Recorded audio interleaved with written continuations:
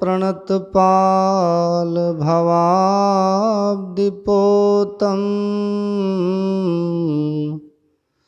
वन्दे महापुरुषते चरणारविन्दम् अखण्डानन्दबोधाय शिष्यसन्तापहारिणे सच्चिदानन्दरूपाय रामाय गुरवे नमः। बोलिए प्रेम से श्री सद्गुरु महाराज, श्री सद्गुरु महाराज की, श्री सद्गुरु महाराज की जय। परमाराध्य सद्गुरु महाराज जी के पावन श्री चरणों में नमन। पूज्यपाद महर्षि संत सेवी परमहंस जी महाराज के पावन श्री चरणों में नमन। मंचासीन पूज्य चरण स्वामी रामानंद जी महाराज के पावन श्री चरणों में नमन। अर्चनीय वंदनीय मुदमंगल में संत समाज, इस सत्संग स्थल में उपस्थित आश्रम के व्यवस्थापक श्री गणेश बाबू, अखिल भारतीय संत मत सत्संग महासभा के महामंत्री श्री अरुण बाबू एवं समस्त पदाधिकारीगण, सत्संग प्रेमी महानुभावों, माताओं एवं बहनों,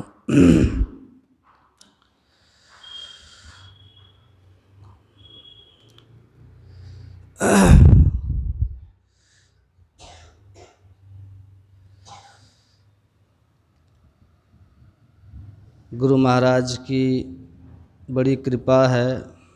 आप सभी सत्संगियों को मेरी ओर से नववर्ष की हार्दिक शुभकामना।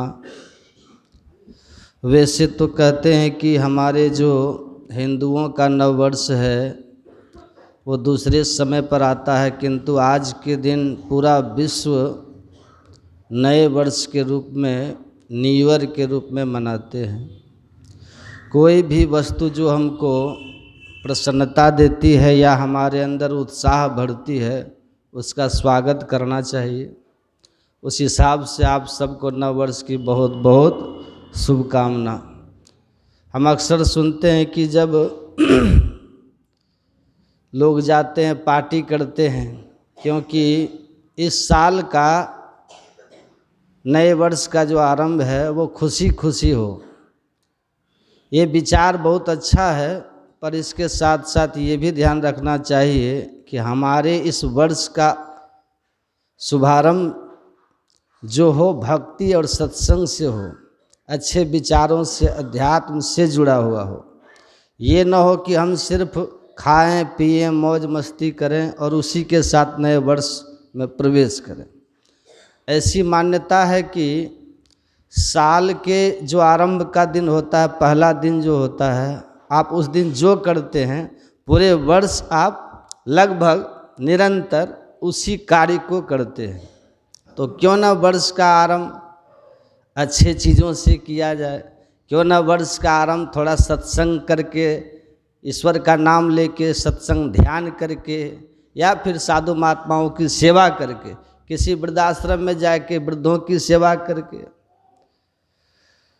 खासकर युवाओं के लिए, सबके लिए संदेश है कि बहुत कि पार्टी करो, ये करो, मर्यादित हो तो आप उसे भी कीजिए, पर उसके साथ साथ आपको आवश्यक है कि नए वर्ष की शुरुआत अच्छे विचारों से कीजिए, सत्संग से कीजिए, ध्यान से कीजिए।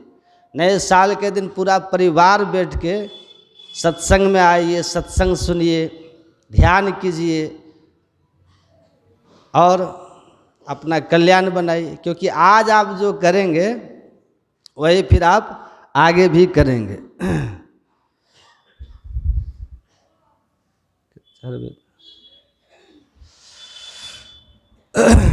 तो आप सबको फिर से एक बार नव वर्ष की हार्दिक शुभकामना। बोलिए प्रेम से श्री सद्गुरु। अभी हम लोग रामचरितमानस से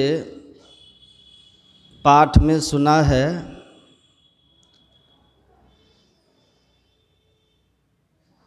संत और सत्संग का लक्षण, सत्संग और संत का लक्षण।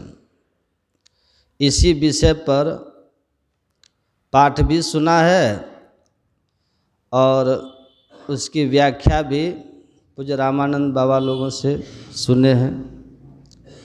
प्रसंग आपने सुना, भगवान श्री राम अपने सभी भ्राताओं के साथ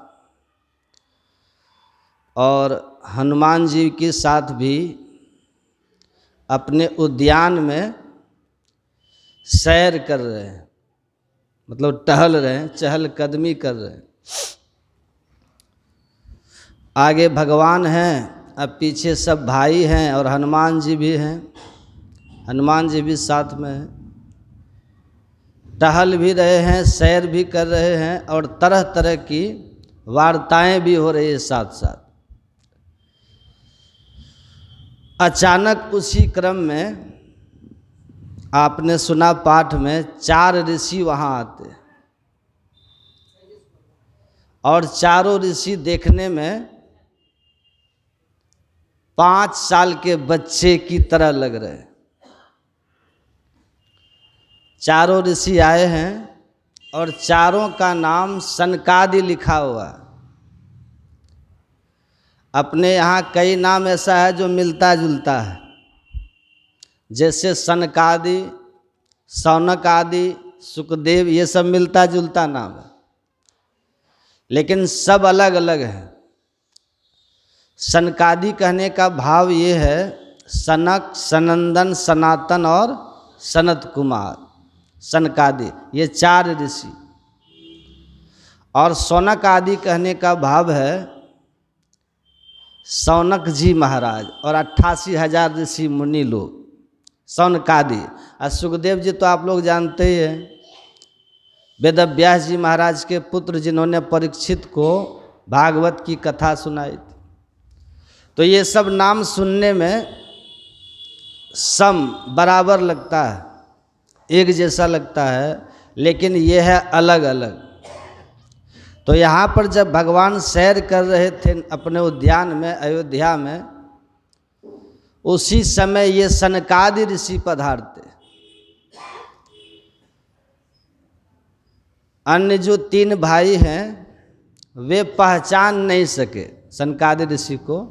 उनके मन में होता है कि कोई बालक है, भरत है, शत्रुघ्न है, लक्ष्मण जी हैं। इन लोग के मन में होता है कि ये चारों कोई बालक आए हुए हैं, कोई दिव्य बालक लग रहे हैं।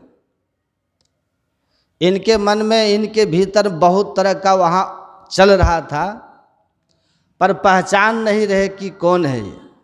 साइलेंट कर दीजिए। इतने में भगवान ने क्या किया, ये सब के मन में तो बहुत तरह की बातें चल रही।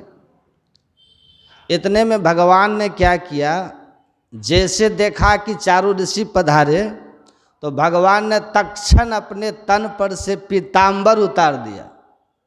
जो पीतांबर भगवान ओढ़ते थे ना, पीतांबर उतारते हैं और वहीं पर धरती पर बिछा देते हैं वहीं, और बिछा करके भगवान चारों से कहते हैं पधारिए। तो चारों ऋषि उनके उस दिए गए पीतांबर के आसन पर पधारते और चारों बैठ जाते। अब ये सब भाई हतप्रद हैं कि भगवान ने इनको बैठने के लिए, तो बच्चे हैं ये चारों, 5-5 साल के हैं ये बच्चे हैं, और इनको बैठने के लिए भगवान ने आसन दिया। और आसन भी कुछ और देते तो एक बात होती, अपना पीतांबर दे दिया जो हम सब के लिए वंदनीय है, जो हम सब के लिए आदरणीय है। भगवान का पोशाक है, वस्त्र है, भगवान के मंगलमय शरीर पर ओढ़ने वाला, भगवान के मंगलमय बदन पर रहने वाला, ये भगवान का पीताम्बर है। इसको भगवान ने बिछा दिया। आश्चर्यचकित है तीनों भाई। और जब बिछा दिए तो चारों भाई उस पर चले भी गए और बैठ भी गए। ये सब चल रहा मन में तीनों भाइयों को। चारों पहचान नहीं रहे, मतलब भरत, लक्ष्मण और शत्रुघ्न, ये सब पहचान नहीं रहे। और वास्तव में साधु की पहचान सब कर भी नहीं सकते। तुलसीदास जी लिखते हैं रामायण में ही, जो कोई कहे साधु को चिन्हा, तुलसी हाथ कान पर दिन्हा। यदि कोई ये कहे कि हमने साधु की पहचान कर ली, हमने साधु को जान लिया, तो ये समझिए दोष हो गया, झूठ बोल रहा है। कान पकड़ना चाहिए, ऐसा झूठ फिर कभी नहीं बोलेंगे। साधु की पहचान कोई साधु ही कर सकते। साधु की पहचान दो ही कर सकते हैं, या तो संत कर सकते हैं या तो भगवंत कर सकते हैं। बाकी अन्यों के लिए कहते हैं, दादू जाने ना कोई संतन की गति गोई। संतों की जो गति है, संतों की जो पहुंच है, संतों की जो पकड़ है, संतों की जो लीला है, गोपनीय है। गोई मतलब गुप्त है, सब नहीं जान सकते।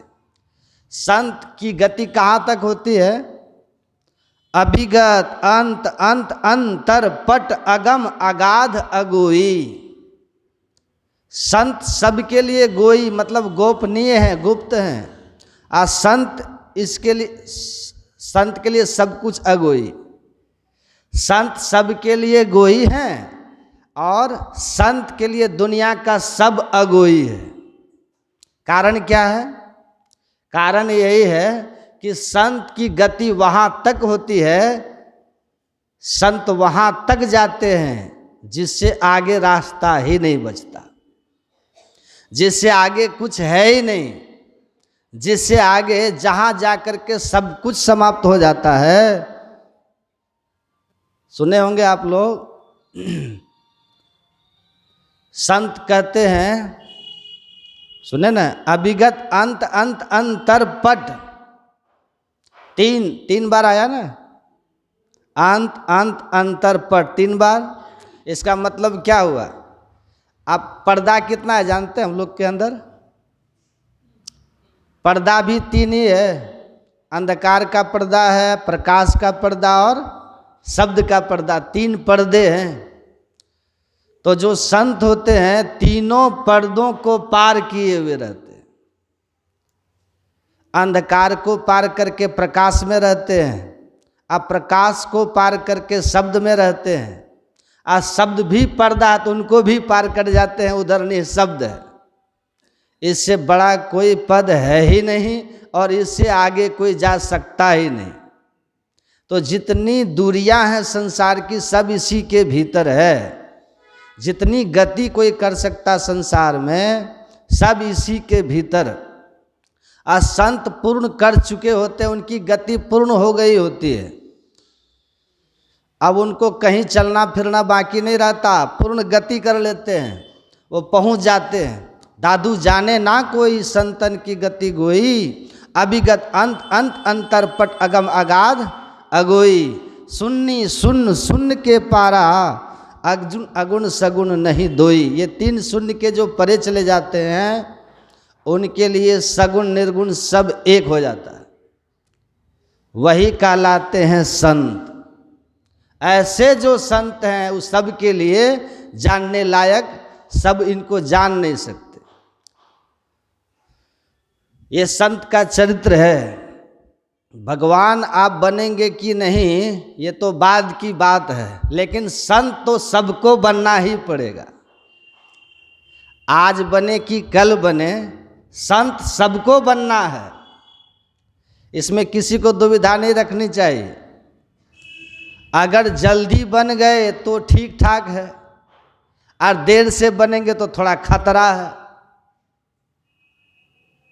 अलसा करके बनेंगे, आलसी बन के बनेंगे, अटर मटर करके बनेंगे तो थोड़ा खतरा है। और सहजता से बन गए, स्वाभाविक ढंग से बन गए तो सुख है, शांति है। लेकिन संत तो एक दिन सबको बनना ही पड़ेगा। संत बने बिना कल्याण नहीं है, क्योंकि आपको वहाँ जाना है जहाँ से आप आए हैं। एक मिट्टी का ढेला आप लीजिए हाथ में, उछालिए आकाश की तरफ, आकाश में रहेगा सब दिन। एक मिट्टी का ढेला लीजिए, उसको फेंकिए आकाश में। अब वो ढेला कह के हम धरती पे नहीं जाएंगे, संभव है? वो ढेला कह के हम धरती पे नहीं जाएंगे तो संभव है? उसको हर हाल में धरती पर आना ही पड़ेगा। क्यों आना पड़ेगा? क्योंकि वो उछाला ही गया है धरती पर से, क्योंकि वो धरती का ही अंश है ढेला। तो जो धरती से उछाला गया है उसको धरती पे आना ही पड़ेगा। जो धरती का अंश है उसको धरती से मिलना ही पड़ेगा। इसी तरह से आप और हम भी कहीं से उछाले गए हैं, आप और हम भी कहीं से आए हैं, आप और हम भी किसी के अंश हैं। कहाँ से आए, किन के अंश हैं? रामायण पढ़ने वाले लोग जानते हैं, ईश्वर अंश जीव अविनाशी, अचेतन अमल सहज सुख राशि। ये हम लोग हैं, हम लोग ईश्वर की अंश हैं, उनकी ही संतान हैं।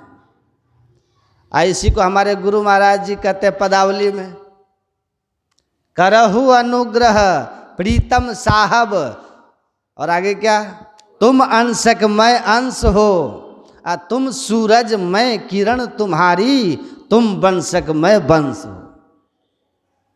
ये तो करना ही पड़ेगा। हाँ, आप डॉक्टर साहब नहीं बनेंगे तो चलेगा, आप नहीं बन सकते, ये आपका अख्तियार है। आप मत बनिए डॉक्टर, कौन आपको जोर जबरदस्ती करेगा? वो आपका अख्तियार है। आप मत बनिए मास्टर, वो आपका अख्तियार है, कोई कुछ नहीं कहेगा आपको। आप मत बनिए एमएलए और एमपी, ये आपका अख्तियार, आपको कोई ज़बरदस्ती नहीं करेगा। लेकिन कोई ये कहे कि हम संत नहीं बनेंगे, ये नहीं चलेगा। संत तो आपको बनना ही पड़ेगा, संत बनना ही पड़ेगा, इसमें कोई छोट की बात नहीं है।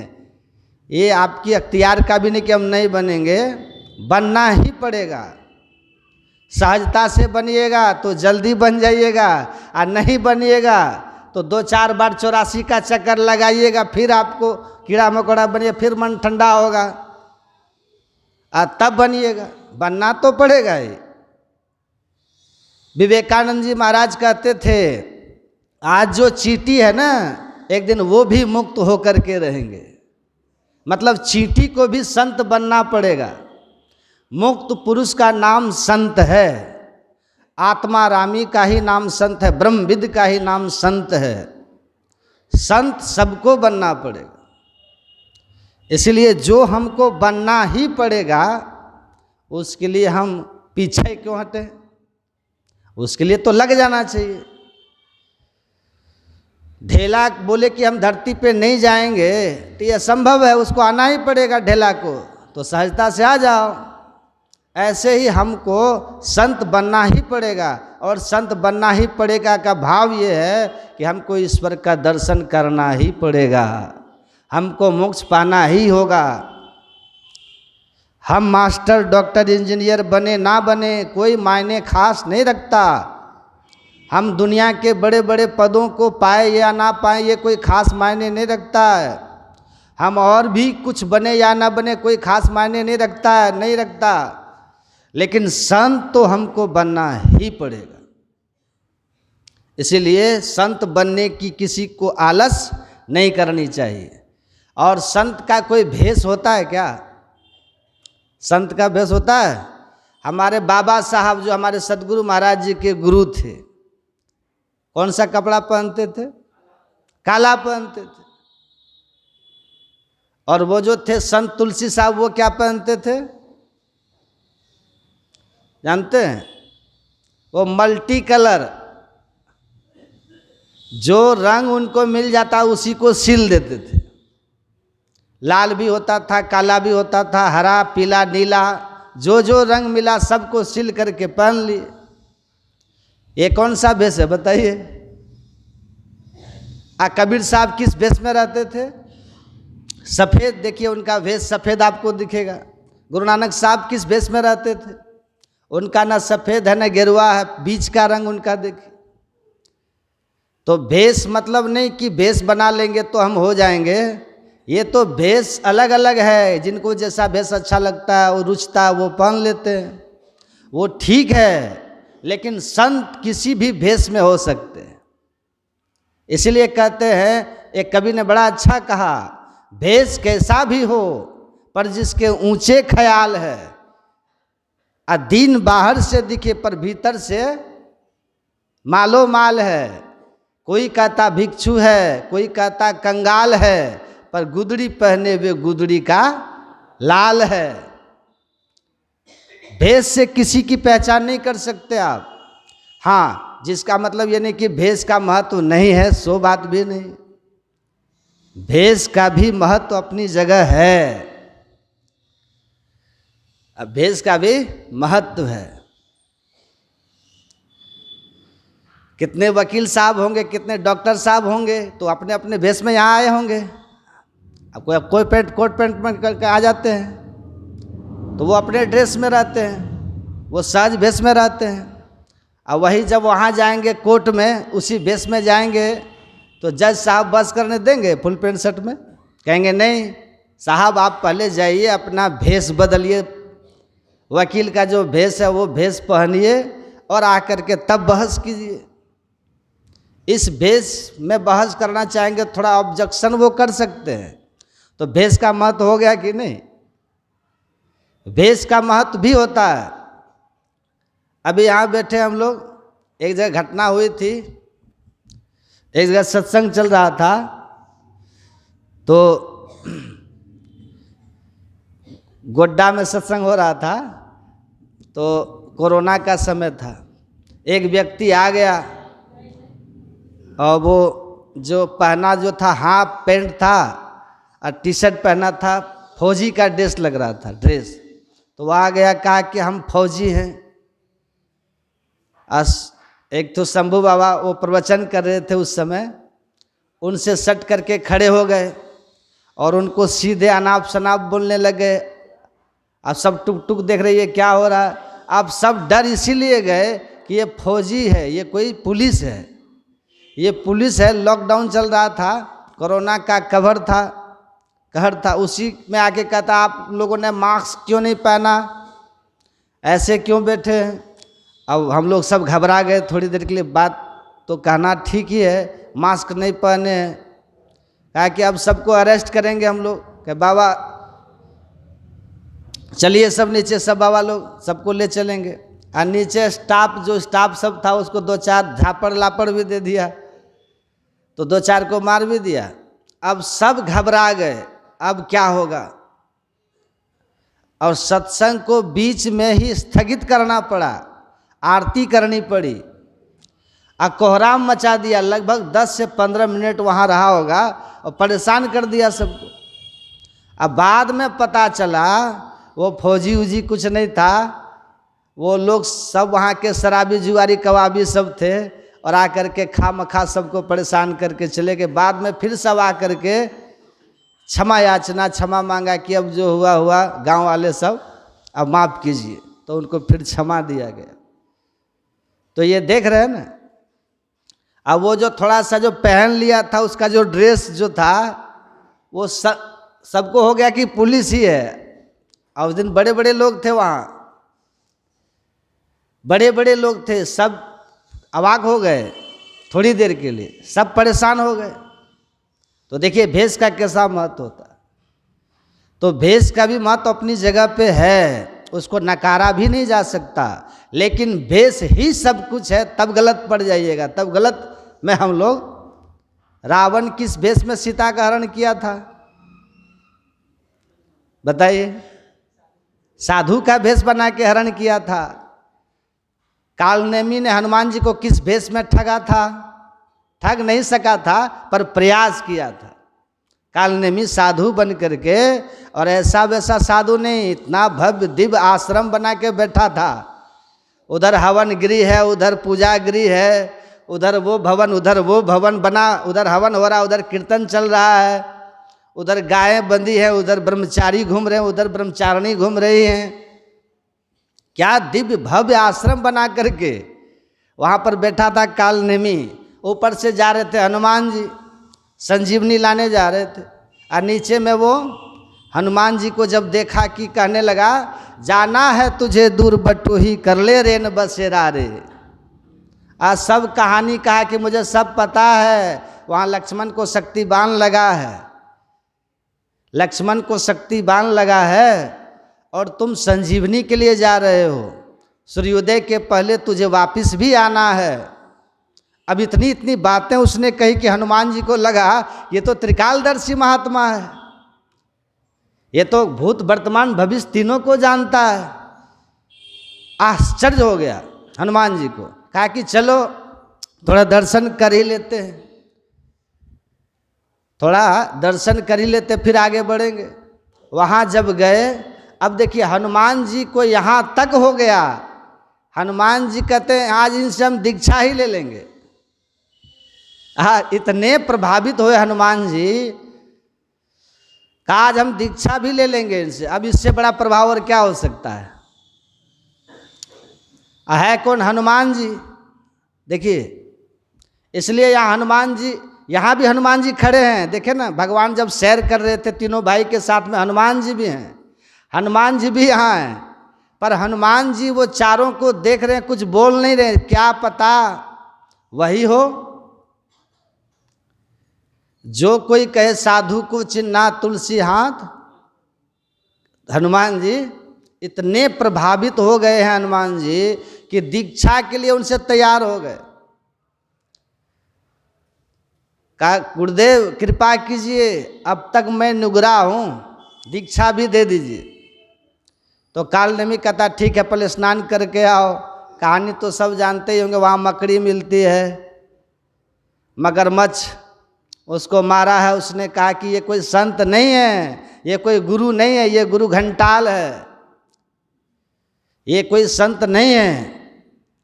कहा अच्छा ये बात है। फिर हनुमान जी जाते हैं, कहा गुरु जी दीक्षा तो हम बाद में लेंगे, पहले दक्षिणा देते हैं। कालनेमी बड़ा खुश हुआ, कहा ठीक है। कहा तो ठीक है, आप हमको दक्षिणा दे रहे हैं। अब हनुमान जी क्या करते, अपनी पूंछ को बढ़ाए और उसको कसने लग गए। तो कालनेमी कहता ये क्या कर रहे हो? कहा कुछ नहीं, वही दक्षिणा दे रहा हूँ, मेरा विधान यही है दक्षिणा देने का, हम ऐसे ही देते हैं। पूंछ को घुमाए, कसे, इतना जोर से कसे कि उनका अंग प्रत्यंग चरमरा गया। फिर इतना जोर से पटकन दिए कि एक ही पटकन में उसका राम नाम सत्य हो गया। उघरई अंत न हो ही निबाहु, काल नेमि जिमि रावण राहु। जानते हैं ना आप लोग, ये रावण काल नेमि और रावण राहु, राहु का भी तो कहानी सब जानते ही होंगे। तो ये स्थिति, इसलिए भेष पर नहीं जाना चाहिए। साधु स्वभाव से होता है। तीनों पर्दों को जो पार कर जाए, कौन सा पर्दा है? अंधकार, प्रकाश और शब्द, ये तीनों सुन्नी सुन्न सुन्न के पारा, अगम अगाध अगोई, सुन्नी सुन्न सुन्न के पारा। ये तीनों पर्दों को पार जो ईश्वर है, परमात्मा है, वह जो उनसे, वह भी उनसे गुप्त नहीं रहता, छुपा नहीं रहता। ये होते हैं संत, इसी को ऋषि कहते हैं। अब उपनिषद की वाक्यों को सुनिए। उपनिषद के ऋषि कहते हैं इसी को, विद्यते हृदय ग्रंथिस छिद्यन्ते सर्व संशयाः क्षीयन्ते चास्य कर्माणि तस्मिन् दृष्टे परावरे। ऋषि कहते हैं जिनके हृदय की ग्रंथि खुल गई। कौन सी ग्रंथि है? जड़ चेतनी ग्रंथि पड़ी गई, यद्यपि मृषा छूटत कठिनई। ये जड़ चेतन की जो ग्रंथि पड़ी हुई है, जीव है चेतन और शरीर है जड़, ये जड़ चेतन दोनों मिल गई है, ग्रंथि पड़ गई। अथवा चेतना, जो हमारी चेतना है ना, चेतन और शरीर, ये दोनों की गांठ में हम पड़ गए। जीव पड़ा हुआ, जड़ चेतनी ग्रंथि पड़ी गई। ये ग्रंथि है कैसी? तो तुलसीदास जी कहते यद्यपि मृषा, ये जो ग्रंथि, जो गांठ गिरा बंधन जो है, ये है मृषा। मृषा का मतलब झूठ है, ये झूठ। लेकिन इस ग्रंथि का खुलना बड़ा कठिन है। इस ग्रंथि को जो खोल ले, इस ग्रंथि को जो खोल लेते हैं वही होते हैं संत। मतलब जड़ को अलग करके देख ले या चेतन को अलग करके जो देख ले उसको कहते हैं संत। एक बार एक साधु थे, आए थे कुप्पा घाट, तो वे कहते थे हमने जड़ चेतन की ग्रंथि को खोल दी। वो बराबर कहते थे कि मैंने जड़ चेतन की ग्रंथि को खोल दी। अब उस समय महर्षि संत सेवी जी महाराज थे आश्रम में, तो सब उनके पास कहा कि हुजूर ये तो बराबर कहते जड़ चेतन की ग्रंथि को खोल दिए हैं। तो हुजूर ने कहा, अब उनका अपना है क्या है नहीं है, कहा नहीं हुजूर ये तो बराबर कहते हैं, ये तो अच्छी बात नहीं है हुजूर। पहली बात तो जो खोलेंगे वो बोलेंगे नहीं है, जो खोलेंगे ग्रंथि को वो बोलेंगे नहीं, ये तो बोलते रहते हैं। तो उनको बुलाया गया पूज्यपाद महर्षि संत सेवी परम जी महाराज के साथ। तो पूज्यपाद महर्षि संत सेवी जी महाराज ने पूछा आपने जड़ चेतन की ग्रंथि को खोल ली? कहा हाँ खोल दी। तो फिर पूज्यपाद पूछते हैं जो जड़ चेतन की ग्रंथि को खोलते हैं तो वो देखते भी हैं जड़ का रंग कैसा है और चेतन का रंग कैसा है। तो आप बताइए तो कैसा रंग है? ये जब प्रश्न किए हुजूर तब वो चुप मौन हो गया। जोगी सामने धुरखेल होता है तब वो मौन हो गया। जड़ चेतन की ग्रंथि को जो खोल लेते हैं तो वो जड़ की पहचान अलग कर लेते हैं और चेतन की पहचान अलग कर लेते हैं। उसी को बोलते हैं परमहंस। एक होता है हंस, एक होता है परमहंस। हंस किसको कहते हैं? हंस बोलते हैं पानी दूध को मिला दीजिए, तो हंस क्या करेगा? पानी को छोड़ देगा, दूध को पी लेगा। तो जो पानी को छोड़ करके दूध को ग्रहण करे वो हंस कहलाता है, और जो जड़ को छोड़ करके चेतन को ग्रहण कर ले वो परमहंस कहलाता है। यही जो होते हैं वो संत कहलाते हैं। और ऐसे करने वाले का जो जड़ चेतन की ग्रंथि को खोल लेते हैं उनके भीतर किसी तरह का संदेह नहीं रहता। उनको पूछा ना कौन रंग का तो नहीं बता सका ना, संदेह रह गया भीतर में। या तो वो कुछ बोल करके संतुष्ट करते, कुछ भी तो कहते, लेकिन मौन बिल्कुल हो गए। संदेह वहाँ नहीं रहता, संदेह का पूर्णतः निवारण हो जाता। सकल दृश्य निज उदर मेली, सोवै निद्रा तजी जोगी, सोई हरि अनुभवी परम सुख अतिशय द्वैत वियोगी। शोक मोह भय हरस दिवस निशी, देश काल तह नाही, तुलसीदास यही दशाहीन, संशय निर्मूल न जाहि। जब तक ये दशा नहीं होती है तब तक संशय हमारा निर्मूल नहीं होता। तो ये संत होते हैं जिनके भीतर किसी तरह का संदेह नहीं होता, और फिर जिनके कर्म बंधन बिल्कुल खत्म हो जाते। कर्म बंधन जिनका बिल्कुल खत्म, जिनके ऊपर किसी तरह का बंधन है ही नहीं। ये कर्म का बंधन बड़ा खतरनाक होता है। कर्म बंधा सोई संसार बंधावे आपसे, जमपुर बंधा जाए कर्म के पास से, सकै न को छुड़ाए रस्सा मोट है, अरे हारे पलटू संतन डारा काटी नाम की ओट है। संत महापुरुष नाम के प्रताप से, नाम मतलब वही उल्टा नाम जगत जग जाना, वाल्मीकि भय ब्रह्म समना। उसी को उल्टा नाम के प्रभाव से जो महापुरुष होते हैं कर्म के फंदा को काट देते हैं। ये 3 घटना जिनके जीवन में घटे, और अंतिम में जो लक्षण कहा है ऋषि कहते हैं तस्मिन दृष्टे परावरे। संत की दृष्टि कैसी होती है? तस्मिन दृष्टे परावरे, परे से परे उनकी दृष्टि हो जाती है। ये 2 बात परे परे है, 2 बार। ये परे परे का मतलब क्या है? हम लोग कितने परे परे करते हैं, भोरे भोर परा परा पर कहते हैं ना, सब क्षेत्र छरा परा परा पर और अक्षर पार में, ये परा परा पर करते हैं ना, ये क्या है? ऋषि कहते हैं जिनकी दृष्टि परे से परे हो गई है। अब परे से परे करने का मतलब देखिए, असत है असत, असत के परे, एक बार हो गया सत, असत के परे हो गया सत, असत के परे जो है वो परमात्मा, उनको देख लेते। देखिए सगुण के परे निर्गुण, और निर्गुण के परे जो है परमात्मा, उनको देख लेते। क्षर के परे अक्षर, अक्षर के परे जो पुरुषोत्तम है परमात्मा, उनको देख लेते। ये कहने का भाव है तस्मिन दृष्टे परावरे। ये ऋषि की वाक्य है, कितना महत्व हुआ। जिनकी दृष्टि परे से परे पहुंच जाती है, जिसने सगुण को भी देखा है, निर्गुण को भी देखा है, और सगुण निर्गुण के परे भी जो देखा है। सगुण को देखा मतलब इसी आँख से जिसने भगवान के सगुण साकार रूप को भी देखा है, राम कृष्ण शिव को भी देखा है, सभी देवी देवताओं को भी देखा है। ये तो स्थूल सगुण रूप है, सूक्ष्म सगुण को भी जिसने देखा है, ऐसे महापुरुष। फिर निर्गुण निराकार को भी जिसने देखा है, और उसके परे जो देखा है।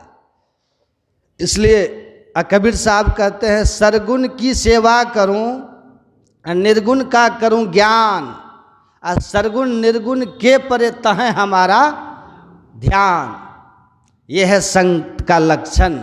तुलसीदास जी कहते हैं हिय निर्गुण और नन्ही सगुण, रसना नाम सुनाम, और मनहु पुरट संपुट लसट तुलसी ललित ललाम। ऐसे होते हैं संत। ऐसे संत जो होते हैं वो सनकादि ऋषि हैं। ये चारों भाई, चारों सनकादि ऋषि जो हैं, ये सृष्टि के सबसे पहला मनुष्य है। आपको कोई पूछे कि सृष्टि का सबसे पहला मनुष्य कौन है, तो क्या बताइएगा? कोई लोग कहता है आदम और यहोवा, वो लोग कहता है, और हम लोग कहते हैं मनु और शतरूपा। तो ये मैथुनी सृष्टि का है प्रथम, लेकिन मैथुनी सृष्टि से श्रेष्ठ होता है मानसी सृष्टि। मानसी सृष्टि का मतलब संकल्प की सृष्टि। संकल्प किया बस हो गया। मानसी सृष्टि में स्त्री पुरुष की कोई आवश्यकता नहीं, वहाँ संकल्प से सृष्टि होती है। पर मैथुनी सृष्टि में स्त्री पुरुष की आवश्यकता होती है, तो वहाँ है आदम यहोवा या मनु शतरूपा, वहाँ है। लेकिन सृष्टि का प्रथम जो है ये मानसी सृष्टि, उसका जो प्रथम मनुष्य है वो कौन है? सनकादि ऋषि। वो गृहस्थ हैं कि विरक्त हैं? सृष्टि का आरंभ वहीं से है, सृष्टि की शुरुआत वहीं से है।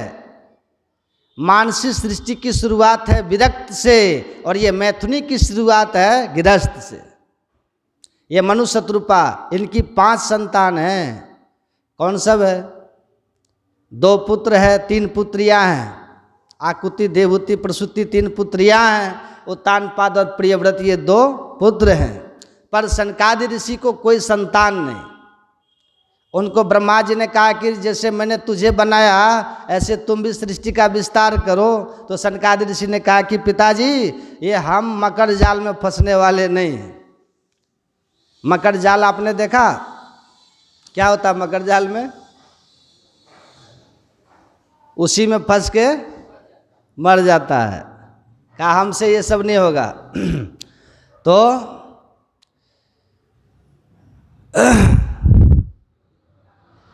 खूब महल अटाली बना लीजिए, दुख लगा ही रहेगा। बहुत अमीर आदमी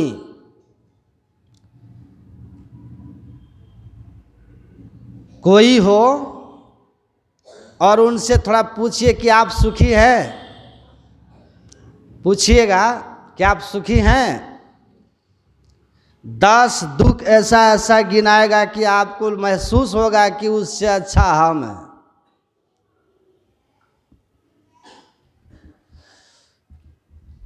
जब वो शुरू करेंगे अपना विपत्ति सुनाना तो आपको लगेगा कि हम ही ठीक हैं, हम ही ठीक है। एक मित्र हैं हमारे, शिक्षक हैं, उनके जो उनका घर है उसके सामने एक छोटा सा वृक्ष है, उस पर एक चिड़िया का घोंसला था। तो वो एक दिन कहता है कि हमको हमसे अच्छा चिड़िया ही लगता है। तो हमने पूछा कि आप शिक्षक हैं, आपसे अच्छा चिड़िया कैसे हो गई? आप शिक्षक हैं, आपसे अच्छा चिड़िया कैसे हो गई? तो वो कहता है कि देखो, वो सुबह उठता है लोग कहीं गया दाना उना चुन करके आके फिर दोपहर घोंसला में घुस जाता है, घोंसला में आराम करता, फिर धूप में नहीं जाता। फिर शाम होने पर निकला, दाना पानी चुन के आकर के चुपचाप अपने घोंसले में आराम से रहता है, कोई टेंशन नहीं है। और हमको घर में भी टेंशन है, हमको घर में भी टेंशन, ऑफिस में भी टेंशन है। कभी विद्यार्थी बदतमीजी करते हैं तो कभी प्रिंसिपल के साथ, कभी स्टाफ के साथ। घर का तो हाल ही मत पूछो। यहाँ तो घर में ये हाल है कि सास सब पुतों में बनवे नहीं करता है, 3 दिन में मुँह फुलौल। अगर पहले हम आए, अब नज़र पहले पड़ गई माँ पर, आप पूछ देते हैं कि क्या बात है माँ, क्या बात है, टेंशन में लग रही हो? तो उधर मेरी से पत्नी कहती है, माइये के आंचल ओढ़ना था, अभी तक तो ब्याह करके काहे लाए, ब्याह काहे किया? कहीं गलती से पत्नी को पहले पूछ देते हैं कि क्या बात है, टेंशन में हो? तो माँ उधर से कहती है, बेटा तो मोग मेहर हो गई। तो हम भारी टेंशन में हैं कि घर में भी टेंशन है और अब बाहर भी टेंशन है। आज चिड़िया को कोई टेंशन नहीं है, ऊपर से तुम लोग आके सुनाते हो बड़े भाग मानुष तन पावा, सुर दुर्लभ सब ग्रंथ ही गावा। ये सुन के और टेंशन हो जाता है, ये सुन के और टेंशन हो जाता है कि क्या बकवास बोल रहा है ये बाबा सब, खाली टेंशन जिस लाइफ में। और उसको कहता है कि बड़े भाग का भगवान ना करे कि फिर से हमको मनुष्य बनना पड़े। अब आप लोग बताइए, मास्टर साहब हैं, शिक्षक हैं, बच्चों को पढ़ाते हैं, अब भीतर में क्या है कि हमसे बढ़िया चिड़िए। ये क्यों है? यही सत्संग नहीं जानता है ना। सत्संग सुनिएगा तो जीना सीख जाइएगा। सब टेंशन के बीच भी बड़े भाग मानुष तन पावा का आनंद आपको मिलेगा। जब बड़े भाग पाइए सत्संगा मिलेगा। युक्ति है, कैसे जीना है, युक्ति है। तो आपको अपना नर्वस सिस्टम कंट्रोल कर लेना है। क्यों फिर टेंशन होगा? कुछ टेंशन उनसन नहीं होता। संसार में दुख रहेगा, ये धूप रहेगी, वर्षा भी आएगी। आपको केवल छतरी होना जानना है कि छतरी होना चाहिए आपके पास। धूप में भी चलेंगे और वर्षा में भी चलेंगे। कांटों को दुनिया से कोई खत्म नहीं कर सकता। पैर में केवल जूता होना चाहिए, फिर कोई टेंशन नहीं, कोई टेंशन नहीं है। तो ये जो सत्संग है ना, ये इस दुखमय संसार में यही चीज़ है। छाता और जूता की तरह लेकर के चल दीजिए। रोड उबड़ खाबड़ रहे, या गिट्टी उड़े या धूप वर्षा आए, आपकी यात्रा एकदम अनवरत रहेगी, अनवरत रहेगी। और नहीं तो कितना भी बड़ा पढ़ लिख करके विद्वान हो जाइए, और ये अगर सत्संग का ज्ञान नहीं है, ये बुद्धि आपने नहीं किया है, आप फंस जाएंगे। अध्यात्म ज्ञान के बिना फंस जाएंगे। जीवन को देखने की कला है ये सत्संग, जीवन देखने की कला है।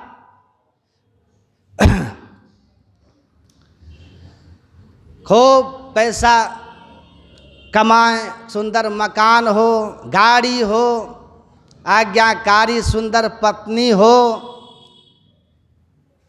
एक लड़का ने कहा, हमने कहा और कुछ पहले है तो बोलो। फिर हमने उनसे कहा कि 20-25 करोड़ बैंक बैलेंस भी हो, ये भी बोलो, लेकिन एक चीज़ और बोलो कि इन सब के होते हुए अगर आपके मन में शांति ना हो तो उसकी कीमत कितनी होगी, कितनी कीमत होगी बताइए।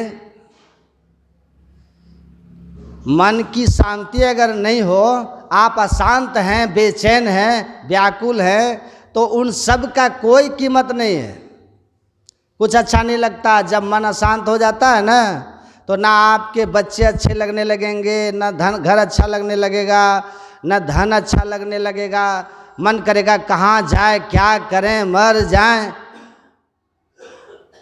जब मन अशांत होगा, इन सब के बीच में अगर मन अशांत है तो उनका 0% वैल्यू है। ये सब आपको सुखी नहीं कर सकते हैं जब मन की शांति अगर नहीं है। अब मन अशांत क्यों होता है? जब उसके अंदर में विकार होता है, काम, क्रोध, लोभ, मोह, मद, मात्सर्य, ईर्ष्या, द्वेष, ये विकार जब होंगे तो अशांत होंगे आप। तो जिसके अंदर में जितना विकार होगा वो उतना ही अशांत होगा, उतना ही दुखी होगा। धन कितना भी हो जाए वो दुखी ज़्यादा होगा। आपको बाहर से दिखेगा, आप यकीन मानिए, मन का खेल है, आप इसको समझिए। सत्संग खूब बढ़िया से सुनिए, इसको समझिए, मन को समझिए। इसको अगर नहीं समझिएगा तो सब गड़बड़ा जाएगा आपका। आपके घर में कार है, कार 5 लाख वाली, 10 लाख वाली आपके घर में कार है, लेकिन अगर आपको पड़ोसी से झगड़ा है तो आप पड़ोसी के पास में नहीं है कुछ, आप कार में बैठेंगे ना तो आपको लगेगा कि 1 करोड़ में दुनिया का सबसे सुखी आदमी है, क्योंकि पड़ोसी साइकिल पे जाते हुए दिख रहा है और आप कार में हैं, आप गदगद रहेंगे। कल वो भी अगर कार एक ले आया घर में खरीद के, तो आपके कार में अब आपको सुख नहीं मिलेगा, अब लगेगा कांटा चुभ गया। क्यों?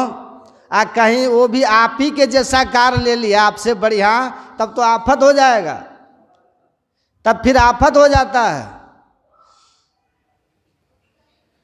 अब आपको शांति नहीं मिलेगी। क्यों? ईर्ष्या है ना भीतर, जलन है भीतर। सुई आप लोग सब जानते हो, कपड़ा सीने वाला सुइया सब जानते हैं। अब सुई, लेकिन संत कैसे होते हैं? सुई का भाव क्या है? ये सुई तो कपड़ा में चुभता है, और एक सुइया है जो आपके दिल में चुभता है। जानते हो सुइया का नाम क्या है? उसी सुइया का नाम है ईर्ष्या, उसी सुइया का नाम है द्वेष। जब किसी के एक दूसरे से द्वेष और ईर्ष्या का भाव होता है ना, तब वो दिल में चुभता है। ये सुई तो कपड़ा में चुभती है, लेकिन एक सुई ऐसी है जो दिल में चुभती है, उसी सुई का नाम है ईर्ष्या, द्वेष। ये सबके पास है, ये सुई है ना सबके पास। यहाँ ऐसा कोई नहीं जिसके पास ये सुई ना हो, ईर्ष्या द्वेष की सुई है यहाँ कोई नहीं है। यहाँ हाथ उठा दीजिएगा तब भी गलत हो जाएगा। जिसके पास ये ईर्ष्या द्वेष की सुई ना हो, इस सभा में तो कम से कम हो सकते हैं, कम से होंगे, मैं नहीं जानता। तो क्योंकि शास्त्र के आधार पर इसमें कोई नहीं होंगे, जिनके भीतर ये ईर्ष्या द्वेष रूपी सुइया ना हो, उसमें हम भी हैं, हमारे भीतर भी नहीं है सो नहीं, हम में हमारे भीतर भी है। हमको भी ईर्ष्या होती है, हमको भी द्वेष होता है। जब हमसे कोई ज़्यादा ध्यान करता तो हमको भी ईर्ष्या होता है, हमसे ज़्यादा ध्यान कर लिया, अब हमको इससे ज़्यादा करना है। ये ईर्ष्या हमको भी होती है। यदि हमसे ज़्यादा कोई ध्यान करे, भजन करे, जब हम अपने से ज़्यादा किसी को श्रद्धा प्रेम देखते हैं ना गुरु महाराज के प्रति, तो हमको भी ईर्ष्या होती है। और हम ईर्ष्या करके उसको मिटाने की कोशिश नहीं करते, अपनी श्रद्धा को उससे बढ़ाने की कोशिश करते है। ये सबके भीतर, आपके भी भीतर होगी ईर्ष्या। आप भी जब कभी पड़ोसी को देखते होंगे ना, तो आप भी पड़ोसी को देख करके अरे इसके पास इतना धन है, तो आपको भी ईर्ष्या होती है कि अरे इसके पास इतना धन कहाँ से आ गया, कैसे हो गया। तो आप भी कोशिश करते होंगे कि चलो हम भी कोशिश करते हैं कि इससे ज़्यादा धन हमको हो जाए। ये स्वाभाविक है। यदि ये सोचिए कि इसका धन मिट जाए तब वो गलत हो जाएगा, तब वो तमोगुणी ईर्ष्या हो जाएगी। ये ईर्ष्या यदि है कि इसके पास जो धन है ना वो हमसे ज़्यादा है, तो हम इतनी मेहनत करेंगे, हम इतनी कोशिश करेंगे कि इससे ज़्यादा धन हम कमा लेंगे। इसको कहते हैं सात्विक। आप मेहनत कीजिए, आप भी कमा लीजिए। और यदि आपके भीतर ये भाव हो जाए कि इसके पास जो धन है, मेरे पास तो उतना धन नहीं है, तो इसका ये धन भी कैसे बर्बाद हो जाए, ये ट्रिक लगाओ, तो आप भी बर्बाद होंगे और वो भी बर्बाद होगा, दोनों फिर बर्बाद हो जाएंगे। एक व्यक्ति कह के कथा सत्संग को खत्म करते हैं। एक व्यक्ति शंकर भगवान का तप किया, प्रसन्न हो गए। भगवान शंकर बोले बोलो क्या चाहिए? तो कहा ठीक है क्या चाहिए तो हम सोचते हैं। अब वो कॉपी लिया, कॉपी में लिस्ट बनाने लग गया। 100 ग्राम हल्दी, 100 ग्राम धनिया, अदरक, सेंधा नमक, काला नमक। अब वो लिस्ट बना रहा है। भगवान शंकर कहते थे जल्दी करो हमको जाना भी है। अब वो कहता पूरा लिस्ट होगा तब ना।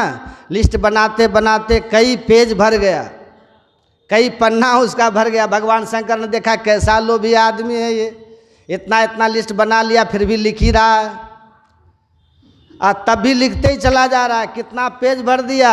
अंतिम में भगवान शंकर ने देखा कि ये बड़ा लोभी आदमी है, अब आया तो कुछ तो देना पड़ेगा। बोले सुनो एक काम करो, क्या हम 1 घंटा तुमको देते, घंटा ले जाओ, इससे तुम्हारा काम हो जाएगा। बोले घंटा से क्या होगा? बोले सब कुछ होगा। तुम्हारी जो चाहना होगी वो चाहना तुम करना, घंटा बजा देना, वो चीज़ तुमको हो जाएगी। बोले हाँ ये तब ठीक है, तब दे दीजिए घंटा। अब मन में हुआ कि हल्दी हो, घंटा मारेंगे हल्दी हो जाएगा। मन में हो कि मकान बने, घंटा चोट मारेंगे मकान बन जाएगा, बढ़िया है दे दीजिए। अब घंटा लिया, ऐसा व्यक्ति भगवान शंकर को बिना प्रणाम किए सर पर दौड़ दिया घर की तरफ। अब भगवान कहते ठहरो ठहरो, रुको रुको रुको। कहा अब क्या, अब हम जा रहे, घंटा मिल गया। इसी का नाम है स्वार्थ, है ना। स्वार्थ है। श्रद्धा होती ना तो कहते घंटा मिले कि ना मिले, हम तो आपको नमन करके प्रणाम करके श्रद्धा के साथ तब जाएंगे। वो घंटा लिया, भागा वहाँ से। भगवान शंकर कहते सुनो सुनो, ये घंटा तुम लेके जा रहे हो ना, लेके जाओ, पर याद रखना तुम्हारी जो इच्छा होगी घंटा बजाओगे तो वो तुम्हारी पूर्ति हो जाएगी, पर तुम्हारे पड़ोसी को तुमसे दुगना हो जाएगा। अब जैसे कहा तुम्हारे पड़ोसी को तुमसे दुगना होगा। अब वो व्यक्ति कहता मेहनत किए हमने, तपस्या किया हमने, परिश्रम हमने उठाया, दुगना लाभ पड़ोसी को। यही है ईर्ष्या, यही है सुइया, जो सुइया आपके दिल में चुभता है, जो सुई आपके हृदय में चुभता है कि मेहनत किए हम, परिश्रम किए हम, दुगना पड़ोसी को होगा। अगर ये भाव आ रहा है तो समझ जाइए यही है ईर्ष्या। मेहनत किए हम, सत्संग में इतना खटे हम, नाम हो रहा फलाना का, ईर्ष्या। समझ रहे हैं भाव? यदि ये हो जाए कि चलो भले हमारा नाम नहीं हो लेकिन गुरु महाराज तो जानते हैं, भले व्यक्ति हमारा नहीं जाने लेकिन गुरु महाराज तो जान रहे कि हमने क्या किया, इनसे कुछ छुपा होता है?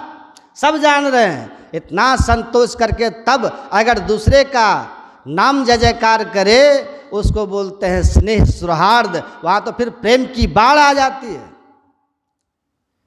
आपको पता है राम और भरत जब गेंद खेलते थे ना तो जीतते थे भरत और जय जयकार करते थे राम, हारते थे राम, जीतते थे भरत और जय जयकार करते थे राम, कहते थे भरत भैया की जय, खुद हार जाते थे, खुद हारते थे और कहते थे भरत भैया की जय।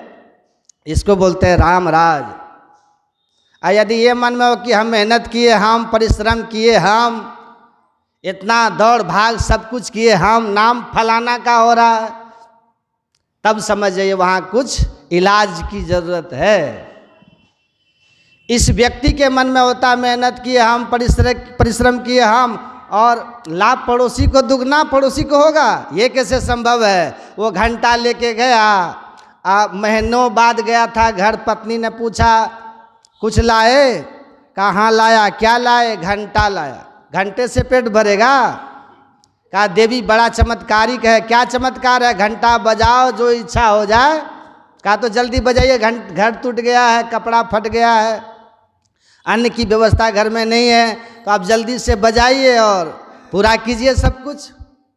अब जैसे कहा पूरा कीजिए सब कुछ, तो वो व्यक्ति कहता अरे पगली पूरा कैसे करें? तो पत्नी कहती है, तो पति कहता पगली है तुम, मेहनत किए हम, तपस्या किए हम, अब बजाओगी घंटा तो पड़ोसी को दुगना हो जाएगा ना। तो पत्नी कहते हो जाने दीजिए, अपना तो सब कुछ हो जाएगा ना। अरे अपना तो सब कुछ हो जाएगा वो तो ठीक है, पर पड़ोसी को दुगना जो हो जाएगा तो हो जाने दीजिए। पत्नी ठीक है, लेकिन ये पति देखिए कैसा है। दर्शन भगवान शंकर का किया, तपस्या भी किया है, पर ईर्ष्या द्वेष कितना खतरनाक, कैसी सुई है ये, कैसी चुभती है भीतर, सुनिए। तो पत्नी कहती है क्या कीजिएगा घंटा का, इसको अलमारी में बंद करो, ताला मारो, चाबी मेरे पास लाओ। चाबी लेके कहा जा रहे हैं पंजाब कमाने के लिए, वहाँ से कमा करके भेज देंगे तब तुम व्यवस्था करना। अब वो चला गया पंजाब, इधर बेचारी पत्नी घर में परेशान, उधर 2-4-6 महीना कमाया, कुछ 1000 रुपया हुआ, तब वहाँ से चला, इधर पत्नी को रहा नहीं गया। पत्नी सोचती कितना सुंदर घंटा घर में, भगवान शंकर का वरदान, और उसको बजा के सब कुछ कर लेना चाहिए। पत्नी को नहीं रहा गया तो पत्नी ने किसी लोहार को बुलाया, और लोहार को बुलवा करके कहा इस अलमारी को, ताला को काट करके निकाल दीजिए, ख़त्म कीजिए, या भीतर में घंटा है निकालिए। घंटा निकलवाई, पत्नी ने घंटा लिया, आंगन में खड़ी हो गई, कहती हे भगवान शंकर ऐसी कृपा करना मेरा घर बन जाए टन।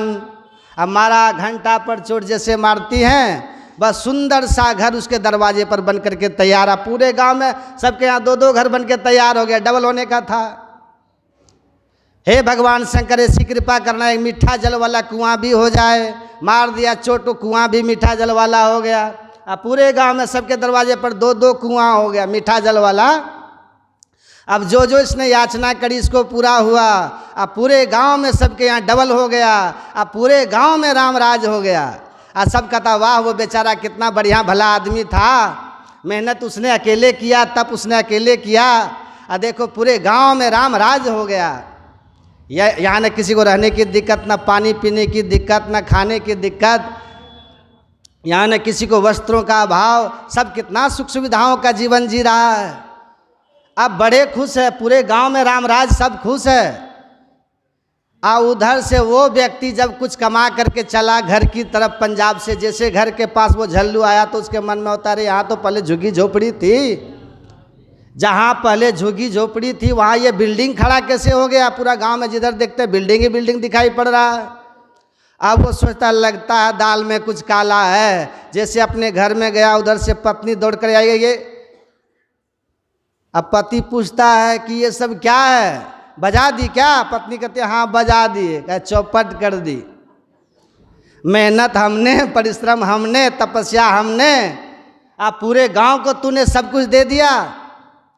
कहा पतिदेव छोड़िए ना, अपने घर में सब व्यवस्था हो गया ना, आइए ना आराम करिए ना, आनंद से रहिए ना।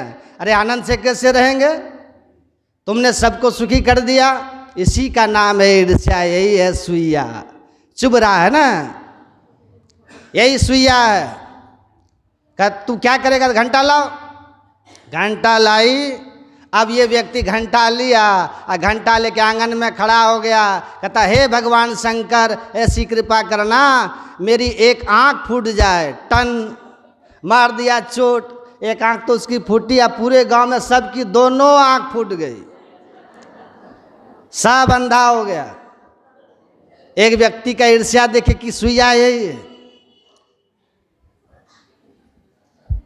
तब भी संतोष नहीं हुआ, दूसरे की आंख फोड़ने के लिए व्यक्ति अपनी आंख फोड़वा लिया।